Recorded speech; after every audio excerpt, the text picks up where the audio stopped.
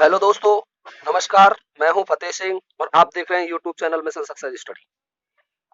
आज मैं इस वीडियो में आपके लिए रीट L1 2011 का प्रश्न पत्र लेकर के आया हूं। 2011 में इसका नाम टेट था, रीट नहीं था। और उस समय इसका टाइम था मात्र 90 मिनट। कितना समय होता था? 90 मिनट। देखिए, अब तो पेपर का टाइम ज्यादा है, ढाई ढाई घंटे होता है, लेकिन उस समय 150 क्वेश्चन थे और 90 मिनट का टाइम होता था और प्रत्येक क्वेश्चन बराबर अंकों के होते थे। और एक विशेषता और थी, गलत मार्किंग के लिए नेगेटिव मार्किंग नहीं थी, जो आज भी नहीं है। पेपर 5 भागों में बटा हुआ होता है, जो आज भी फिक्स है, 5 भागों में बटा हुआ होता है। पहले भाग में आती है psychology, chilled development and pedagogy. इसके 30 क्वेश्चन आते हैं और 30 अंक के होते हैं। दूसरे पार्ट में होता है लैंग्वेज फर्स्ट। अब इसमें 6 भाषाएं हैं, 6 में से एक भाषा चुननी होती है आपको। तो इसमें हम हिंदी ले लेते हैं। ये ध्यान रखना है, जो आपने आवेदन करते समय फर्स्ट भाषा भरी थी, वही भाषा आपको फर्स्ट लैंग्वेज में हल करनी है। कहीं ऐसा करें फर्स्ट में आवेदन करते समय हिंदी भरिए और सॉल्व संस्कृत कर दें या इंग्लिश कर दें, तो गलत हो जाएगा, आपके वो नंबर जुड़ेंगे नहीं। तो ये ध्यान रखने की बात है। तो हम हिंदी सॉल्व करेंगे। सेकंड लैंग्वेज में भी वही 6 भाषाएं हैं, सेम टू सेम। इसमें से देखिए, वही सेम टू सेम है, तो पहले में हमने हिंदी ले ली, तो इसमें हम हिंदी को छोड़ देंगे, हिंदी नहीं लेंगे। हिंदी वाले प्रश्न को सॉल्व नहीं करेंगे। कोई सी 2 भाषाएं अन्य ले सकते हैं, एक भाषा इंग्लिश ले सकते हैं, संस्कृत ले सकते हैं। अगला देखिए, तीसरा पार्ट है मैथमेटिक्स। ये सबके लिए समान है। और 5वां पार्ट है एनवायरमेंट स्टडी, पर्यावरण अध्ययन। तो 5 भागों में बटा हुआ होगा पेपर। प्रत्येक भाग के 30-30 क्वेश्चन होंगे, प्रत्येक क्वेश्चन 1 अंक का होगा। अब आपका ज्यादा टाइम वेस्ट ना करते हुए सीधे सीधे चलते हैं हम साइकोलॉजी पर।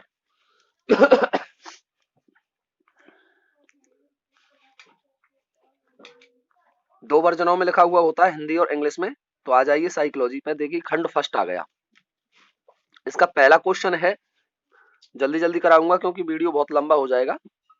तो पहला क्वेश्चन है इसका, खिलौनों की आयु कहा जाता है पूर्व बाल्यावस्था को। किसको कहा जाता है? पूर्व बाल्यावस्था को। सेकंड क्वेश्चन है, निम्न में से कौन सी पूर्व बाल्यावस्था की विशेषता नहीं है? डी, खेलने की अवस्था। प्रश्न नंबर 3 है, उत्तर बाल्यावस्था में बालक भौतिक वस्तुओं के किस आवश्यक तत्व में परिवर्तन समझने लगते हैं? डी, द्रव्यमान, संख्या और क्षेत्र में। क्वेश्चन नंबर 4 है, विकास का अर्थ होता है। विकास का अर्थ होता है, तो विकास का अर्थ होता है सी, अभिप्रेरणा एवं अनुभव के फलस्वरूप होने वाले परिवर्तनों की उत्तरोत्तर श्रृंखला। अगला देखिए, क्वेश्चन नंबर 5, विकास के संदर्भ में निम्न में से कौन सा कथन सही नहीं है? अब ये सही नहीं वाले प्रश्न, इनमें ध्यान रखें, इस नहीं का ध्यान रखना है आपको विशेषकर। सत्य नहीं है वो देखना है, कौन सा है सही नहीं है। जो विकास उकसाने व बढ़ावा देने से होता है, ये है इसका आंसर। ये सही नहीं है और यही आंसर है। इससे अगला क्वेश्चन है 6वां, निम्न में से कौन सा विकासात्मक कार्य उत्तर बाल्यावस्था के उपयुक्त नहीं है? उत्तर बाल्यावस्था के लिए उपयुक्त नहीं है। तो इसका आंसर है बी, पुरुषोचित या स्त्रियोचित सामाजिक भूमिका को प्राप्त करना। क्वेश्चन नंबर 7 देखते हैं, सामान्य परिपक्वन से पहले प्रशिक्षित करना प्राय, सामान्य परिपक्वन से पहले प्रशिक्षित करना प्राय डी, लाभकारी हो या हानिकारक। ये इस बात पर निर्भर करता है कि प्रशिक्षण किस प्रकार की विधि के प्रयोग द्वारा किया गया है। अगला देखिए, क्वेश्चन नंबर 8, 5 वर्ष का राजू अपनी सड़कों खिड़की के बाहर तूफान को देखता है। बिजली चमकती है और कड़कने की आवाज आती है। राजू शोर सुनकर उछलता है। बार बार ये घटना होती है। फिर कुछ देर शांति के पश्चात बिजली कड़कती है। राजू बिजली की गर्जना सुनकर फिर उछलता है। राजू का उछलना सीखने के किस सिद्धांत का उदाहरण है? यह है शास्त्रीय अनुबंधन, जो इयान पावलोव ने दिया था। कुत्ते पर अनुप्रयोग किया था इयान पावलोव ने। अगला है सकारात्मक दंड कौन सा है? सकारात्मक दंड तो यह है मित्रों द्वारा उपहास करना, यह है सकारात्मक दंड का उदाहरण। अगला देखिए क्वेश्चन नंबर 10, निम्न में से कौन सा कथन अभिप्रेरणा एक प्रक्रिया के संदर्भ में प्रयुक्त नहीं है को दर्शाता है? तो देखिए क्वेश्चन नंबर 10 का आंसर है डी, ये व्यक्ति को अप्रिय स्थिति से दूर रखता है। क्वेश्चन नंबर 11 चलते हैं, किसी उद्दीपन के निरंतर दिए जाने से व्यवहार में होने वाला अस्थायी परिवर्तन क्या कहलाता है? उद्दीपन दे रहे हैं और व्यवहार में परिवर्तन हो रहा है तो वो कहलाता है अभ्यस्तता। अगला देखिए 12वां, विद्यार्थियों की अभिरुचियों में परिवर्तन के लिए निम्न में से किस विधि का प्रयोग अध्यापक को नहीं करना चाहिए? दबाव से किसी बात या विचार पर राजी करना, यह है इसका आंसर। क्वेश्चन नंबर 13, उपलब्धि अभिप्रेरक के संबंध में निम्न में से कौन सा कथन सही है?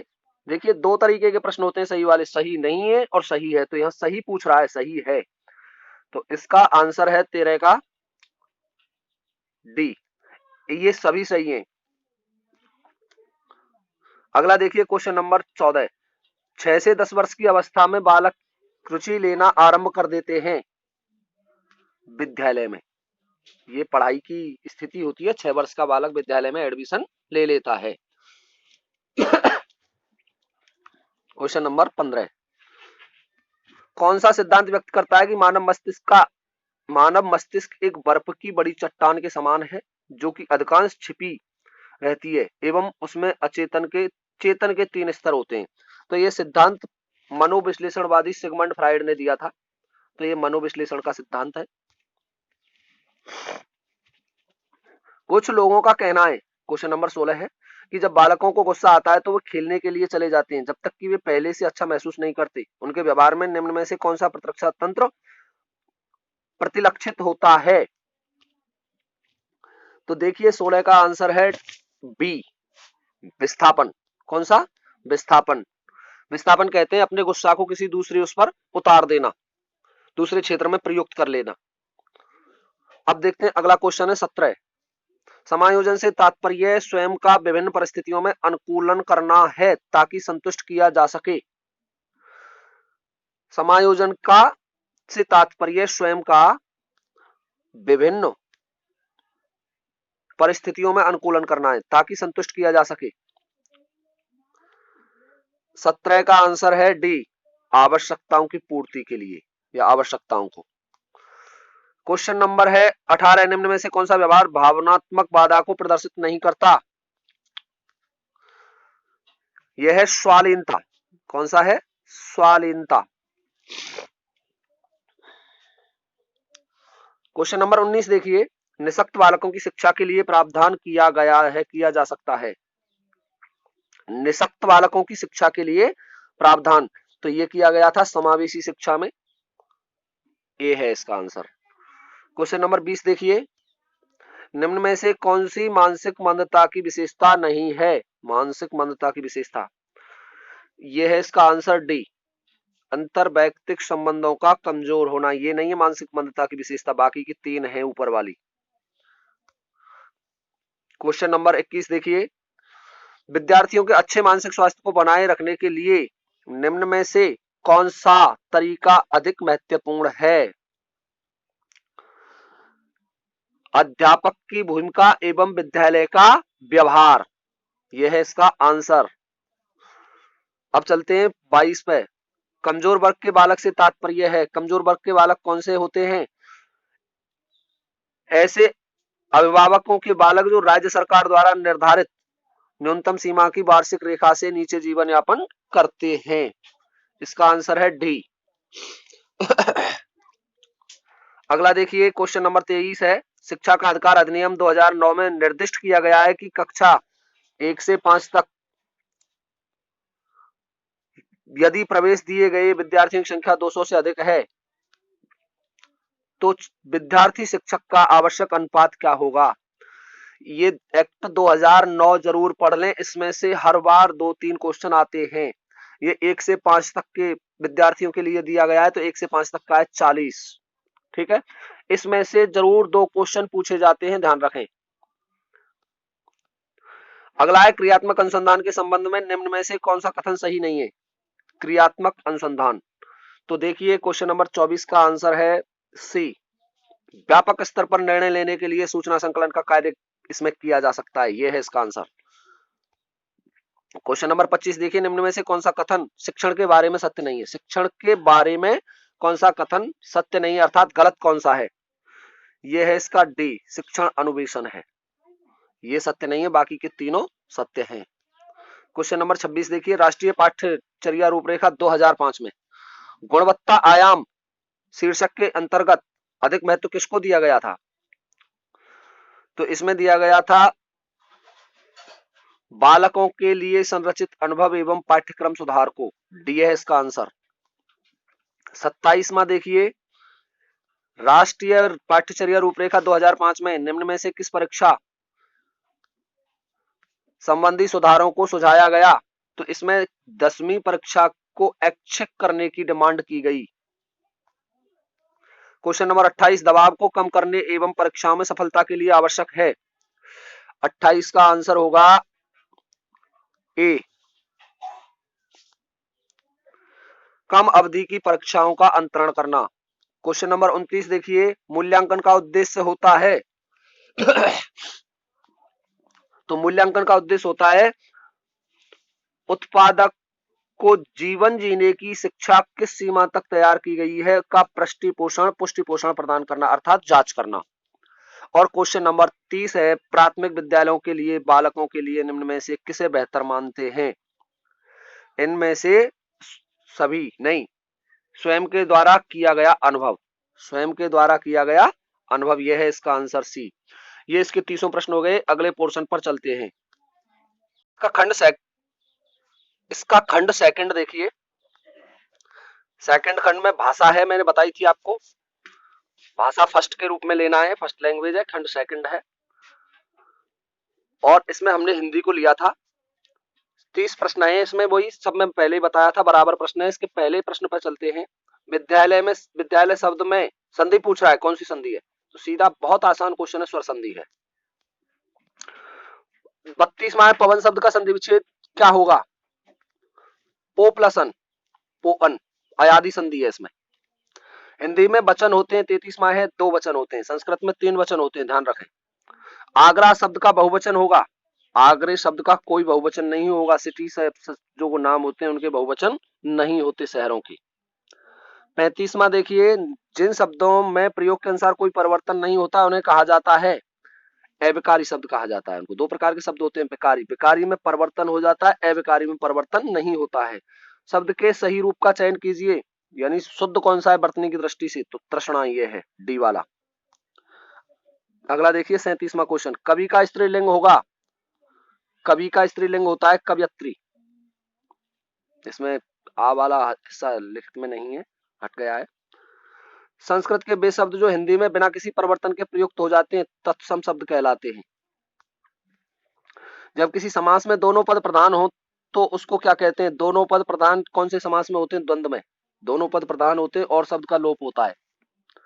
शुद्ध शब्द है उज्जवल, डी, वर्तनी की दृष्टि से शुद्ध है। 41वां देखिए, अनुरक्त का विलोम होगा, अनुरक्त का विलोम होगा विरक्त। 42वां, निम्न में से किस शब्द समूह में सभी शब्द तत्सम हैं? तत्सम वे शब्द हैं जो संस्कृत भाषा से जैसे सेम टू सेम हिंदी भाषा में आ गए हैं, तो इसमें सभी के सभी, बाकी के और किसी में नहीं है। किस शब्द में को उपसर्ग नहीं है? देखिए को उपसर्ग इसमें रूप में लगा दिया, कुरूप बन गया, कर्म में लगा दिया, कुकर्म बन गया, चाल में लगा दिया, कुचाल बन गया, तो इसका है कुशल, कुशल में नहीं है।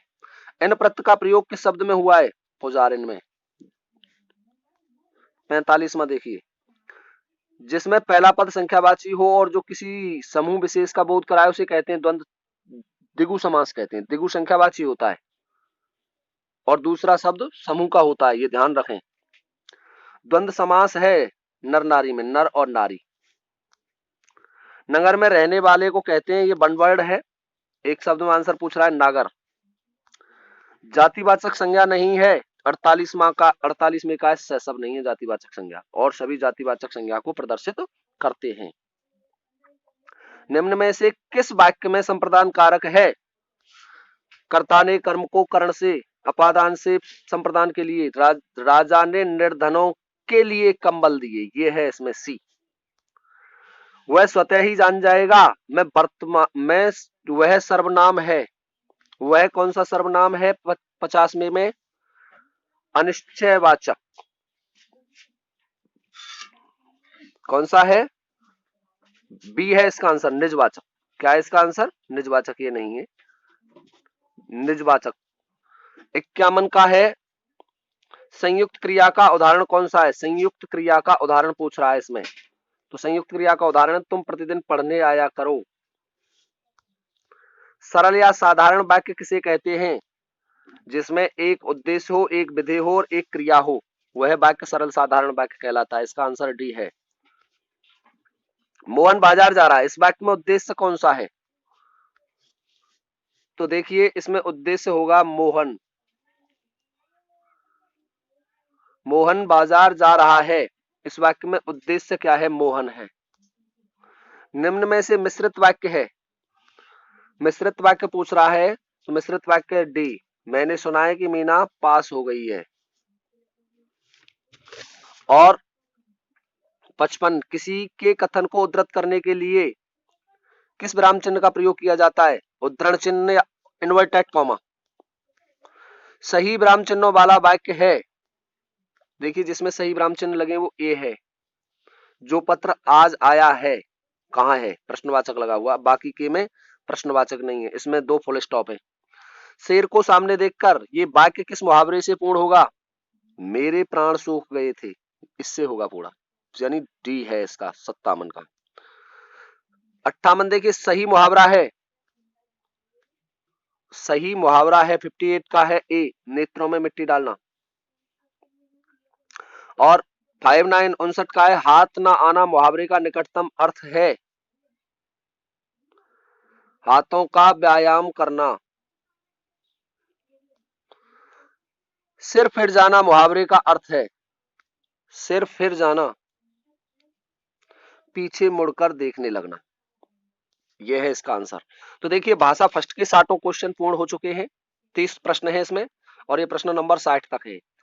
अब चलते हैं पार्ट 3 पर, सेक्शन नंबर 3 पर।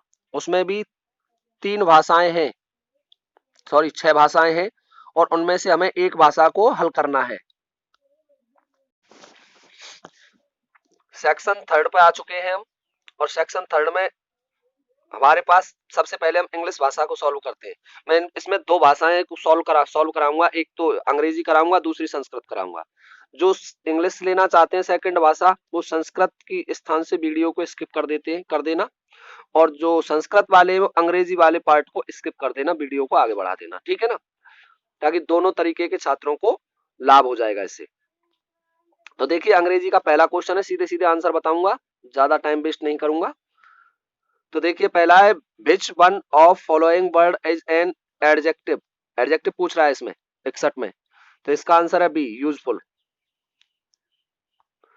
62 complete the following sentence with the correct option. My grandfather walk very fast, C है 62 का आंसर।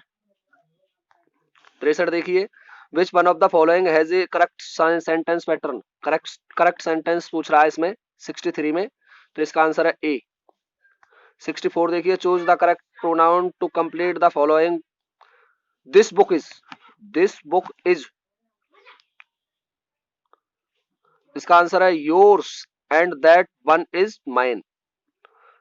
65 का देखिए choose the correct word order. Correct word order पूछ रहा है इसमें, इसका आंसर है B, why did she leave so early.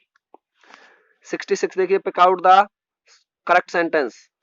66 में करेक्ट सेंटेंस पूछ रहा है, तो इसका है डी। 67 देखिए select the correct form of the verb. Correct form पूछ रहा है वर्ब की 67 में, इसका आंसर है ए, नोज। 68 देखिए fill in the correct form of the verb. Verb की करेक्ट फॉर्म भरवा रहा है 68 में, तो इसका आंसर है डी।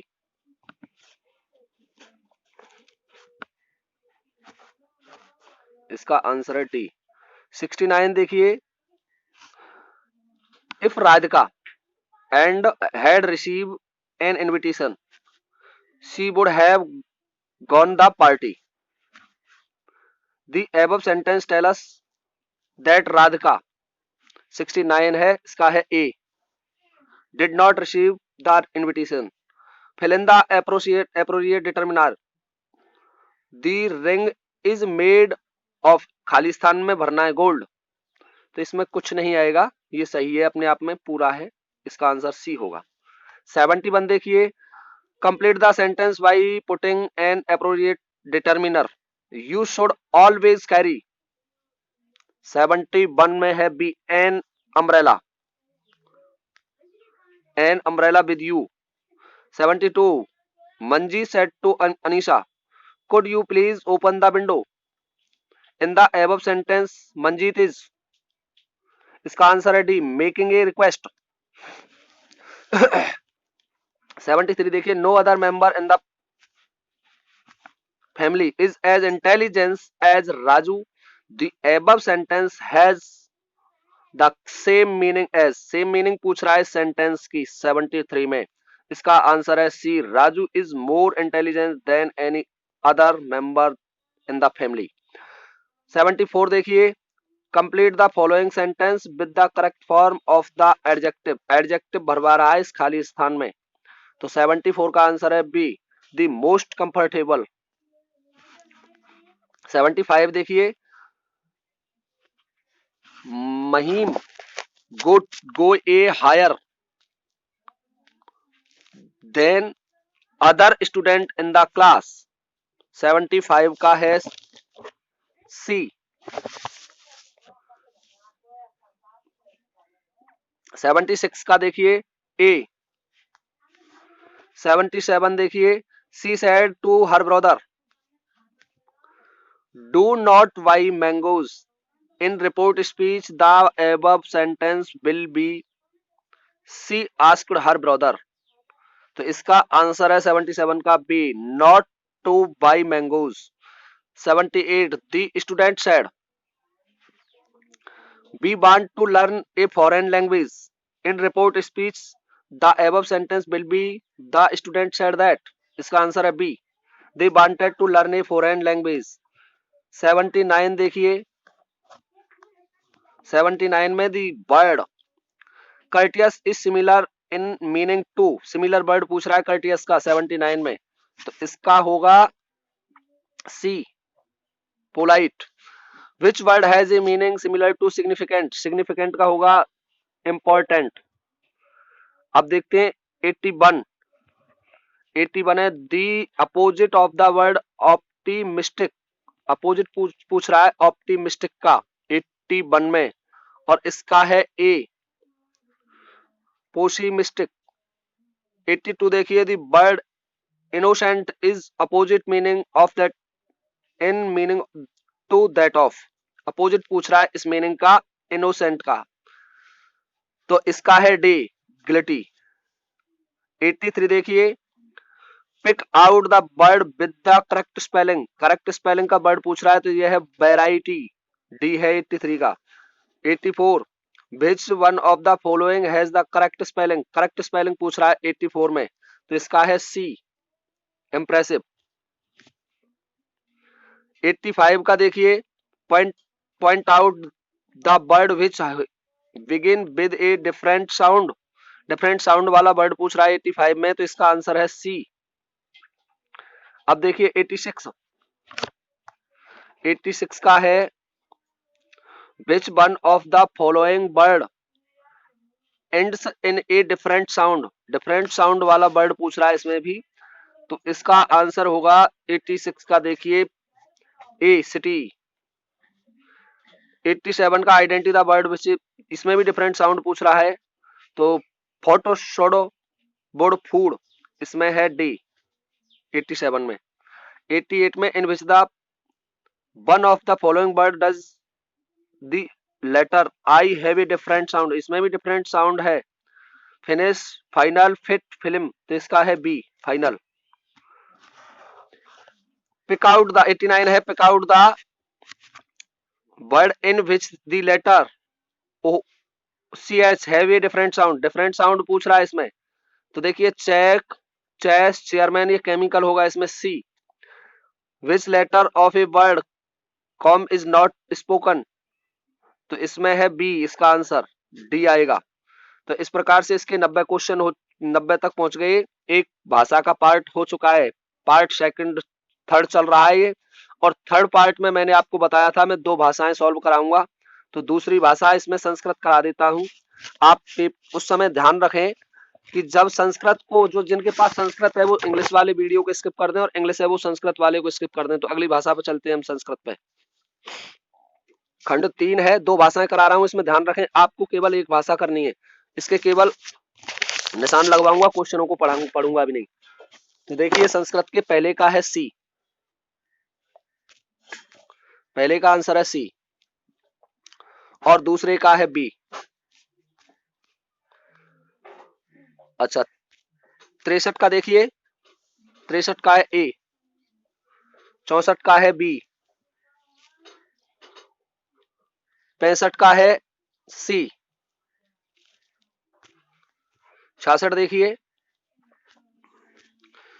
66 का है ए, और 67 देखिए, 67 का है सी। 68 देखिए,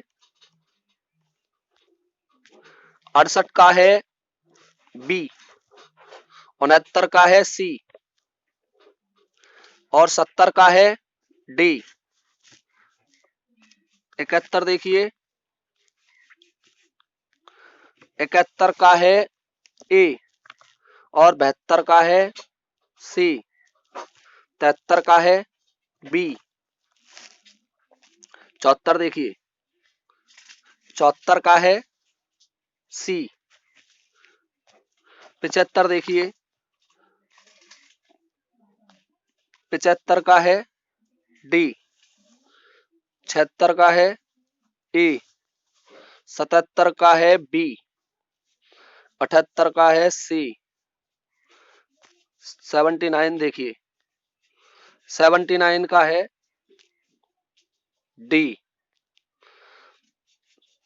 डी, और 80 का है ए, 81 का है 81 का सी। 82 देखिए, 82 का है ए।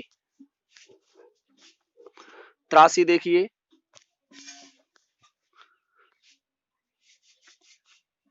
83 का है सी। 84 का है बी, 85 का सी, और ये 84 पे लगा दिया, 85 का सी। 86 का देखिए, 86 का है ए। अब देखिए 87 का देखिए सी, 88 का सी, और 89 का बी, और 90 का ए। इस प्रकार से 2 भाषाएं कराई हैं मैंने थर्ड खंड में। आप कोई सी एक भाषा कर सकते हैं, जो इंग्लिश करें वो संस्कृत को स्किप कर देना, और संस्कृत करें वो इंग्लिश को स्किप कर देना, ठीक है ना। इंग्लिश वाले संस्कृत को स्किप कर देना, ठीक है। अब देखिए पार्ट नंबर 4 सेक्शन 4, और इसमें आएगी आपको मैथ के भी 30 प्रश्न आएंगे। पर ये प्रश्न जिस समय ये पेपर हुआ था 2011 में, सभी के सभी पूरे के पूरे प्रश्न 6, 7, 8 की किताब में से आए थे। एक भी क्वेश्चन बाहर से नहीं आया था, किसी भी कंपटीशन की किताब से या किसी भी बुक से नहीं आए थे। सभी के सभी प्रश्न 6, 7, 8 की किताब में से आए थे। तो इसका पहला प्रश्न है, निम्नलिखित 4 संख्याओं का अवरोही क्रम ज्ञात कीजिए, या अवरोही क्रम में लिखिए। 4 संख्याएं दे रखी हैं, अवरोही क्रम में लिखवा रहा है इनको। तो इनका क्रम देखिए, अवरोही क्रम कहते हैं सबसे बड़ी संख्या को सबसे पहले लिखिए, फिर उससे छोटी, फिर उससे छोटी, फिर सबसे छोटी। तो देखिए इसका आंसर है 91 का। बी। तीसरी संख्या सबसे बड़ी है, चौथी उससे छोटी है, और फिर उससे छोटी, और पहली वाली सबसे छोटी है।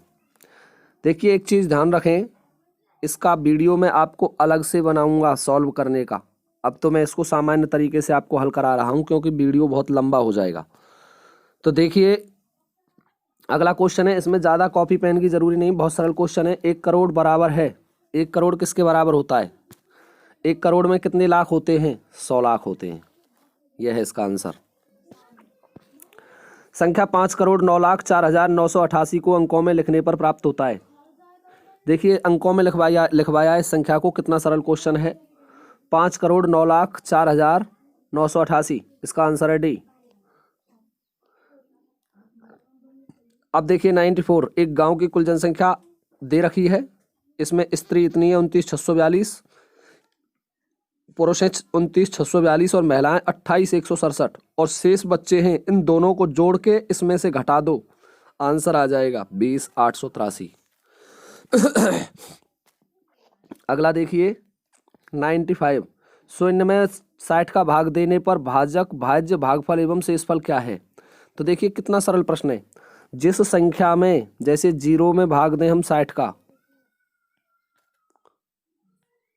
या कोई भी संख्या का भाग दो 0 में, तो ये तो होगा, जिसमें भाग दिया जाता है वो भाज्य होता है।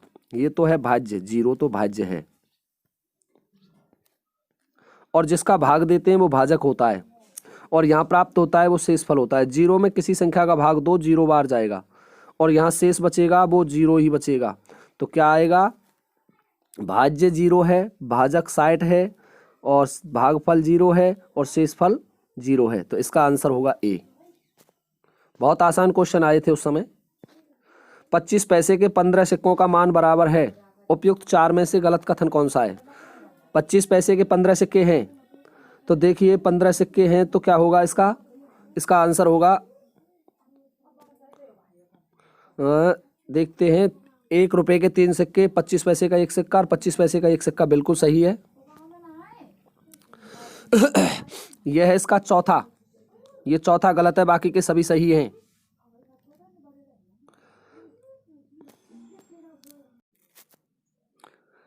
अब देखिए पार्ट नंबर 4 सेक्शन 4, और इसमें आएगी आपको मैथ के भी 30 प्रश्न आएंगे। पर ये प्रश्न जिस समय ये पेपर हुआ था 2011 में, सभी के सभी पूरे के पूरे प्रश्न 6, 7, 8 की किताब में से आए थे। एक भी क्वेश्चन बाहर से नहीं आया था, किसी भी कंपटीशन की किताब से या किसी भी बुक से नहीं आए थे। सभी के सभी प्रश्न 6, 7, 8 की किताब में से आए थे। तो इसका पहला प्रश्न है, निम्नलिखित 4 संख्याओं का अवरोही क्रम ज्ञात कीजिए, या अवरोही क्रम में लिखिए। 4 संख्याएं दे रखी हैं, अवरोही क्रम में लिखवा रहा है इनको। तो इनका क्रम देखिए, अवरोही क्रम कहते हैं सबसे बड़ी संख्या को सबसे पहले लिखिए, फिर उससे छोटी, फिर उससे छोटी, फिर सबसे छोटी। तो देखिए इसका आंसर है 91 का बी। तीसरी संख्या सबसे बड़ी है, चौथी उससे छोटी है, और फिर उससे छोटी, और पहली वाली सबसे छोटी है। देखिए एक चीज़ ध्यान रखें, इसका वीडियो मैं आपको अलग से बनाऊंगा सॉल्व करने का। अब तो मैं इसको सामान्य तरीके से आपको हल करा रहा हूं क्योंकि वीडियो बहुत लंबा हो जाएगा। तो देखिए अगला क्वेश्चन है, इसमें ज़्यादा कॉपी पेन की जरूरी नहीं, बहुत सरल क्वेश्चन है। 1 करोड़ बराबर है, 1 करोड़ किसके बराबर होता है? 1 करोड़ में कितने लाख होते हैं? 100 लाख होते हैं। यह है इसका आंसर। संख्या 5,09,04,988 को अंकों में लिखने पर प्राप्त होता है। देखिए अंकों में लिखवाया इस संख्या को, कितना सरल क्वेश्चन है। 5,09,04,988, इसका आंसर है डी। अब देखिए 94, एक गांव की कुल जनसंख्या दे रखी है, इसमें स्त्री इतनी है 29,642, पुरुष हैं 29,642 और महिलाएं 28,167, और शेष बच्चे हैं, इन दोनों को जोड़ के इसमें से घटा दो, आंसर आ जाएगा 20,883। अगला देखिए 95, शून्य में 60 का भाग देने पर भाजक, भाज्य, भागफल एवं शेषफल क्या है? तो देखिए कितना सरल प्रश्न है। जिस संख्या में जैसे 0 में भाग दें हम 60 का, या कोई भी संख्या का भाग दो जीरो में, तो ये तो होगा जिसमें भाग दिया जाता है वो भाज्य होता है, ये तो है भाज्य, जीरो तो भाज्य है, और जिसका भाग देते हैं वो भाजक होता है, और यहाँ प्राप्त होता है वो शेषफल होता है। जीरो में किसी संख्या का भाग दो, जीरो बार जाएगा, और यहाँ शेष बचेगा वो जीरो ही बचेगा। तो क्या आएगा, भाज्य जीरो है, भाजक 60 है, और भागफल जीरो है, और शेषफल जीरो है। तो इसका आंसर होगा ए। बहुत आसान क्वेश्चन आए थे उस समय। 25 पैसे के 15 सिक्कों का मान बराबर है, उपयुक्त 4 में से गलत कथन कौन सा है। 25 पैसे के 15 सिक्के हैं, तो देखिए 15 सिक्के हैं तो क्या होगा इसका आंसर होगा, देखते हैं, 1 रुपए के 3 सिक्के, 25 पैसे का 1 सिक्का और 25 पैसे का 1 सिक्का, बिल्कुल सही है। यह है इसका चौथा, ये चौथा गलत है, बाकी के सभी सही हैं।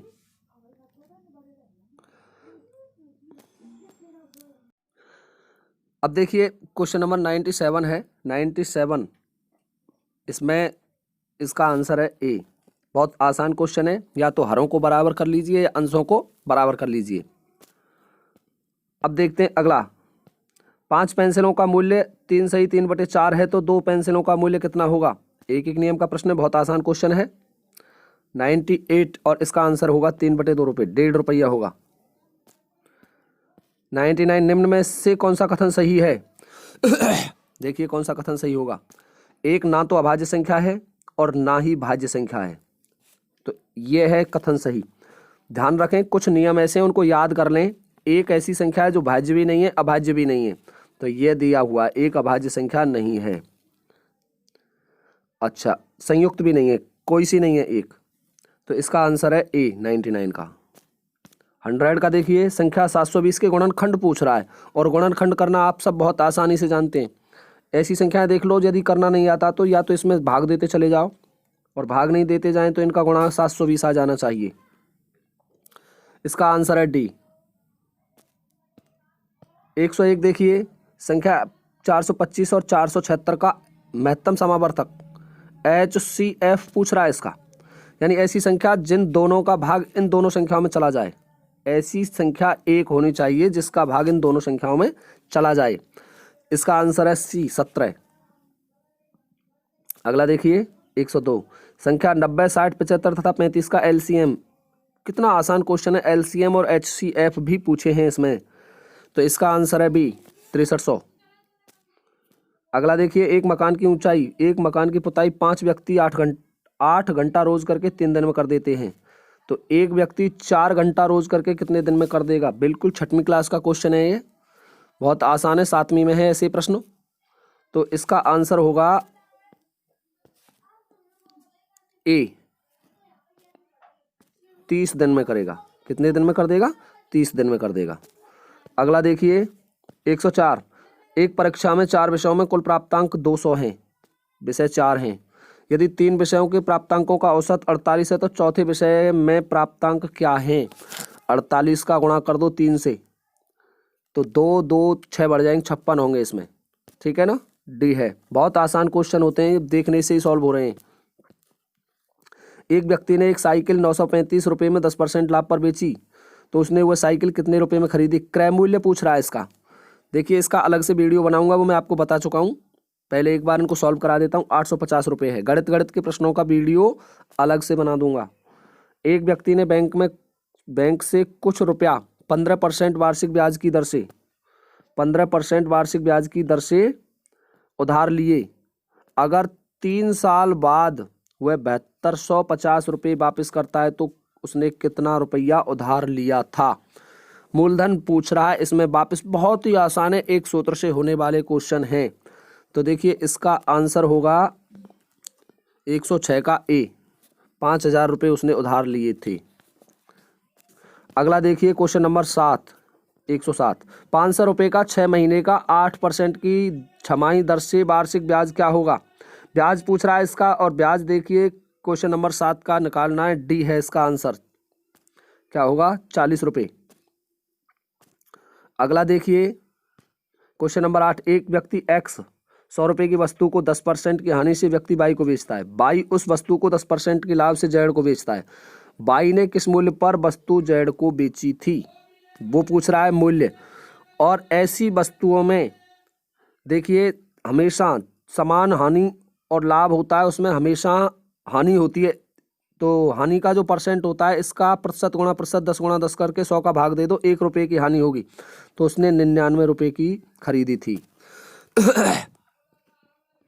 निम्न वस्तुओं में से कौन सी समतल है? समतल देखिए बिल्कुल कक्षा 8 का प्रश्न है, कक्षा 8 में प्रश्नावली है उसका है, सीधा सीधा प्रश्न है। समतल वस्तु पूछ रहा है, कागज है, बाकी की सभी समतल नहीं है, ये दो विमीय त्रिविमीय है, ये सभी त्रिविमीय है। अगला देखिए 110, निम्न में से कौन सा कथन असत्य कथन है? असत्य कथन पूछ रहा है, किसी एक बिंदु से गुजरने वाली दो किरणों से बनी आकृति को कोण कहते हैं। ये सही कथन है। किन्हीं तीन रेखाखंडों से घिरी हुई बंद आकृति को त्रिभुज कहते हैं, बिल्कुल सही है। किन्हीं तीन रेखाओं से घिरी आकृति को त्रिभुज, ये नहीं है, बंद आकृति को कहते हैं। तो ये असत्य कथन है, असत्य ही पूछ रहा है और डी भी सही है। अगला देखिए, किसी त्रिभुज के लिए निम्न में से कौन सा कथन सत्य है? सत्य कथन पूछ रहा है त्रिभुज के लिए। देखो कितने आसान है, बिल्कुल याद करने वाले फैक्चुअल क्वेश्चन आए थे। और इसका आंसर होगा 111 का डी। डी सही है इसके लिए। एक कोण सदैव न्यून होता है, बिल्कुल फिक्स है। कैसा भी त्रिभुज हो उसका एक कोण सदैव न्यून होगा। समस्त कोण सदैव न्यून होते हैं तो वो न्यून कोण होता है। एक कोण समकोण होता है वो समकोण होता है। लेकिन सभी त्रिभुजों के लिए वैलिड है एक फैक्ट, अधिक कोण होगा तो वो अधिक कोण त्रिभुज होगा। लेकिन जिसका एक कोण चाहे कैसा भी त्रिभुज हो, एक कोण सदैव न्यून कोण होगा, ये फैक्ट लागू है इसमें। देखिए इसमें त्रिभुजों की संख्या पूछ रहा है, बहुत आसान प्रश्न है। निम्न में से कितने चित्र हैं? तो इसका देखिए काउंट कर लीजिए कितने चित्र हैं इसमें। 1 2 3 और 4 और 5, इसमें है 5 चित्र। देखिए 5, वीडियो बनाऊंगा जब बिल्कुल बता दूंगा अलग से। देखिए 1 2 3 तो ये हो गए, 1 3 और 2 को मिला करके हो गया, और 1 तीनों क्षेत्रों से हो गया। अगला देखिए, वर्ग के चारों अंतःकोणों का योग क्या होता है? वर्ग के चारों अंतःकोणों का योग क्या होता है? बिल्कुल याद करने वाला प्रश्न है। वर्ग में 4 कोण होते हैं भीतर वाले, और चारों का योग होता है 360 डिग्री। फिक्स है, याद करने की चीजें हैं। अगला देखिए, निम्न में से कौन सा कथन सत्य है? ये भी याद करने का है। एक वर्ग एक विशेष प्रकार का आयत होता है, बिल्कुल सही है। आयत एक विशेष प्रकार का वर्ग होता है, ये नहीं है, आयत वर्ग नहीं होता। प्रत्येक किरण एक रेखाखंड होती है, गलत है ये भी।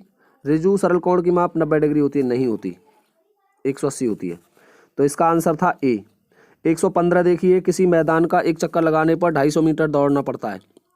किसी मैदान का एक चक्कर लगाने पर 250 मीटर दौड़ना पड़ता है। एक लड़की 75,000 सेमी दौड़ चुकी है, कितने चक्कर लगाई?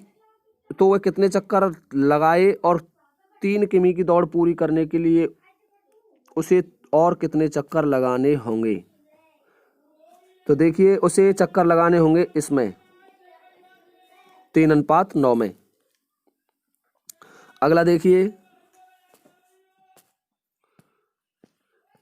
12 मीट्रिक टन 8 क्विंटल में से 8 मीट्रिक टन 50 किलोग्राम घटाने पर, देखिए ये क्विंटलों की राशि है, बिल्कुल आसानी से घट जाती है। 12 मीट्रिक टन में से टन और 8 क्विंटल में से 8 मीट्रिक टन और 50 किलोग्राम घटाना है। 25 क्विंटल का एक टन होता है, ध्यान रखें। 25 क्विंटल होते हैं, उसका एक टन होता है, और 100 किलो का एक क्विंटल होता है, ये ध्यान रखने की बात है। घटा दीजिए, इसका आंसर आ जाएगा 116 का बी, 4 मीट्रिक और 7 क्विंटल 50 किलोग्राम। अगला देखिए 117, एक टंकी में 400 लीटर पानी है, इसमें से 12 लीटर 500 मिलीलीटर पानी काम में लेने के बाद शेष पानी को समान क्षमता के 25 डिब्बों में भरा जाना है। तो प्रत्येक डिब्बे की क्षमता ज्ञात करो। बहुत आसान क्वेश्चन है। इस 400 लीटर में से पहले इसको घटा दीजिए। घटाने के बाद शेष आता है, उसमें 25 का भाग दे दीजिए और आपका आंसर आ जाएगा। इसका आंसर होगा 15 लीटर 500 मिलीलीटर। 118, घड़ी घड़ी में बड़ी सुई के किसी अंक से ठीक पहले अगले अंक तक पहुंचने में लगने वाले समय के लिए निम्न में से कौन सा कथन असत्य है? 5 मिनट लगते हैं, 1/12 घंटा लगता है, 300 सेकंड लगते हैं, 1 घंटा लगता है। तो ध्यान से देखिए, इसमें से असत्य कथन पूछ रहा है वो, और इसका असत्य कथन होगा 118 का डी, 1 घंटा। क्या होगा असत्य कथन? 1 घंटा। पीछे हट रहा है, 1 घंटा। केवल घड़ी की बड़ी सुई अगले अंक तक पहुंचने में 5 मिनट का समय लगाती है, ये ध्यान रखें। 5 मिनट में 300 सेकंड होते हैं और 1/12 घंटा होता है। 12 घंटे, 1 घंटे का 12वां भाग होता है। बहुत आसान क्वेश्चन है ये भी। एक आयताकार मैदान की लंबाई 60 मीटर तथा चौड़ाई 40 मीटर है। उसके चारों ओर बाहरी तरफ 5 मीटर चौड़ाई में घास लगाई जाए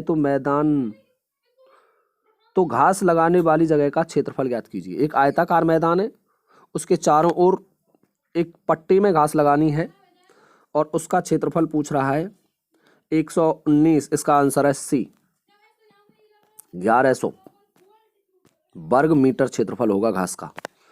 और 120, एक आयताकार चित्र के फ्रेम एक्स की लंबाई 90 सेमी है। कितनी है? 90 सेमी। और चौड़ाई 70 सेमी है, और एक वर्गाकार फ्रेम की भुजा 80 वर्ग सेमी है। निम्न में से कौन सा कथन सत्य है? सत्य कथन पूछ रहा है, तो इसमें डी सत्य है। दोनों फ्रेमों एक्स तथा वाई का परिमाप 320 सेमी होगा।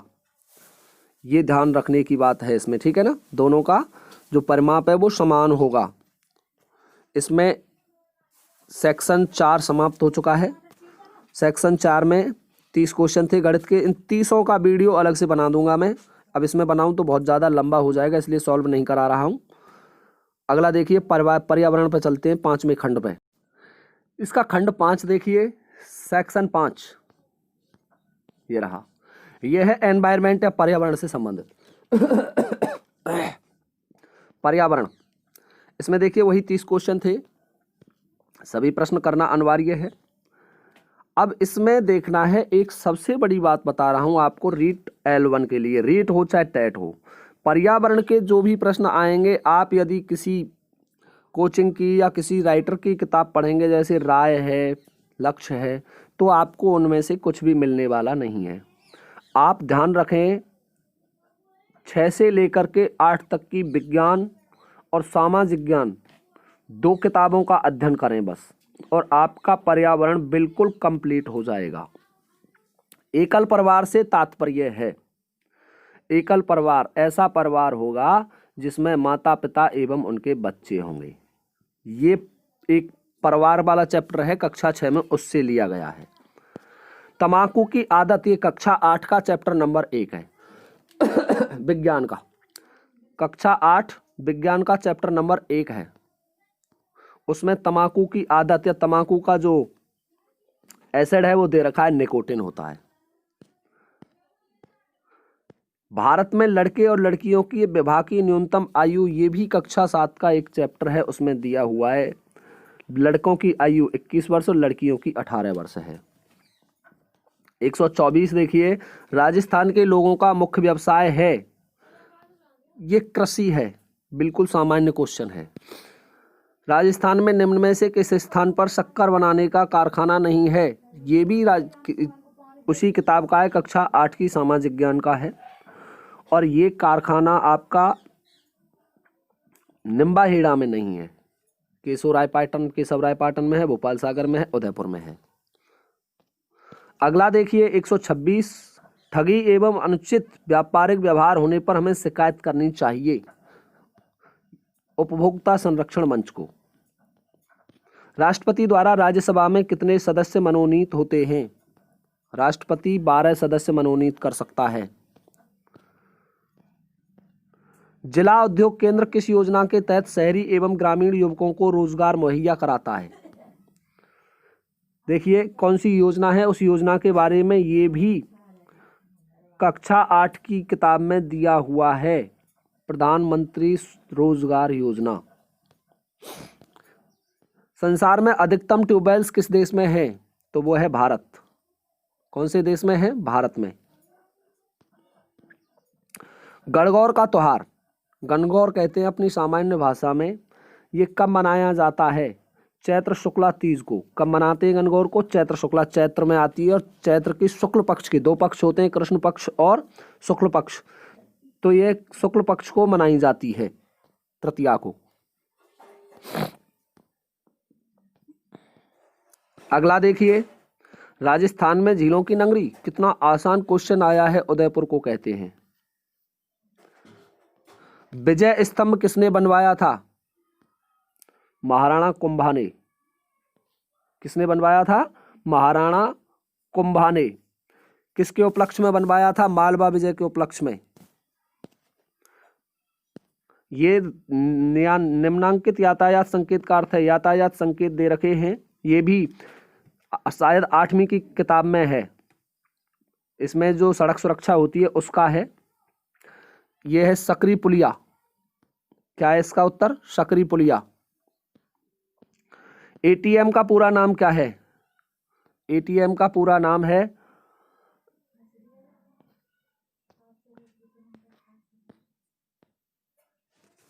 Automated teller machine. Automated teller machine, transfer machine नहीं है, ऑटोमेटेड टेलर मशीन है इसका नाम। कंप्यूटर के माध्यम से भेजे जाने वाले संदेश को क्या कहते हैं? कंप्यूटर से क्या भेजा जाता है पता है आपको? SMS, Telegram, fax, email. तो कंप्यूटर से भेजते हैं ईमेल। क्या भेजते हैं? ईमेल। 136 देखिए, डेंगू रोग का वाहक होता है, ये भी कक्षा 8 की विज्ञान की किताब में लिखा हुआ है। ये प्रश्न देखिए, हमेशा एडिस यानी मादा एडिस है ये भी ध्यान रखें। कैसा है? मादा एडिस। और मलेरिया का एनाफ्लीज होता है। मनुष्य के शरीर को जैव रासायनिक प्रयोगशाला किसे कहते हैं? मनुष्य के शरीर की जैव रासायनिक प्रयोगशाला यकृत को। किसको कहते हैं? यकृत को। बार बार ये क्वेश्चन आता है, वेरी इंपॉर्टेंट है और ये 8वीं की किताब में है।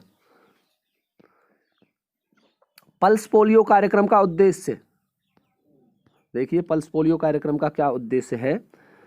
इसका उद्देश्य है पोलियो को संपूर्ण नष्ट करना, उन्मूलन करना। कश्मीरी चोगा क्या है?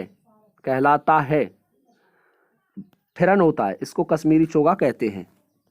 ये भी कक्षा 8 की किताब से। मछली, कुत्ता मछली का आवास, ये भी 8वीं क्लास का ही क्वेश्चन है, कुत्ता मछली का। इसका आंसर है समुद्र में होता है। अनुकूलन चैप्टर है उसमें से लिया गया है। सीएनजी का पूरा नाम, ये भी कक्षा 8 में से ही लिया गया है। देखो सारे के सारे क्वेश्चन हैं वो कक्षा 8 की किताब से हैं। इसका आंसर है कंप्रेस्ड नेचुरल गैस। वन्य जीव सप्ताह कब मनाया जाता है?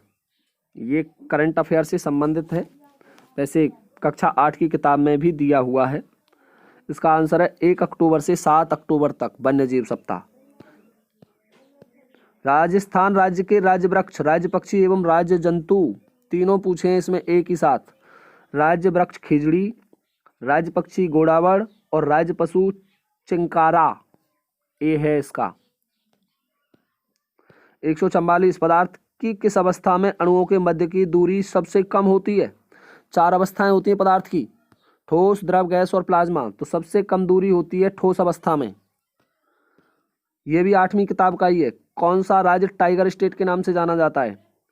कौन सा राज्य टाइगर स्टेट के नाम से जाना जाता है, जिसमें सबसे ज्यादा टाइगर मिलते हैं? तो वो है एमपी। अब देखिए 146, निम्न में किसका वेग अधिकतम है? वेग पूछ रहा है। सबसे ज्यादा वेग किसका होता है? तो सबसे ज्यादा वेग होता है प्रकाश का। ठीक है, ध्यान रखें, प्रकाश का वेग सबसे अधिक होता है। सौर सेल द्वारा किस ऊर्जा को विद्युत ऊर्जा में बदला जाता है? सौर सेल द्वारा किस ऊर्जा को विद्युत ऊर्जा में बदला जाता है? तो ये बदलता है प्रकाश ऊर्जा को। जो सौर सेल होता है, सौर ऊर्जा प्लेट होती हैं, वो विद्युत ऊर्जा में बदल देती हैं। 148 देखिए, हवा में सर्वाधिक मात्रा में पाई जाने वाली गैस कौन सी पाई जाती है? नाइट्रोजन पाई जाती है, लगभग 78% के आसपास होती है। 149 देखिए ऊर्जा का नवीनीकरण है, ऊर्जा का नवीनीकरण स्रोत है, तो वो है पौधे। क्या है? पौधे। ध्यान रखें इस चीज का। ओजोन परत मिलती है, कौन सी स्फीयर में मिलती है? हमारी 4 स्फीयर होती हैं, तो ये मिलती है स्ट्रेटोफियर में। बाह्य परत होती है उसमें मिलती है, ओजोन मंडल में मिलती है। ठीक है ना? तो इस प्रकार से 150 क्वेश्चन मैंने हल करा दिए हैं और इसका गणित वाला पोर्शन अलग से सॉल्व कराऊंगा। और अगले वीडियो में 2011 का L2 रीट लेवल 1 का वीडियो लेकर के आऊँगा। इसको ध्यान से देख लें। इसमें एक विशेष समस्या आती है, जो L1 के विद्यार्थी होते हैं, जो पहली बार पेपर देते हैं, उन्हें यही पता नहीं चलता है कि कौन सा भाग हल करना है, कौन सा नहीं करना है, और वो इस भ्रम में पेपर को गलत कर देते हैं। ठीक है? यहाँ पीछे रफ कार्य के लिए स्थान आता है, चाहे तो रफ कार्य वहीं कर सकते हैं। थोड़ा सा रफ कार्य, गणित के आसान क्वेश्चन थे इसमें, लेकिन जैसे जैसे पेपर का टाइम बढ़ता गया उसका स्तर भी बढ़ता गया है। ठीक है? 4 साल के पेपर लेके आऊँगा मैं आपको, और अगला वीडियो शायद 1-2 दिन में आएगा। तब तक के लिए धन्यवाद।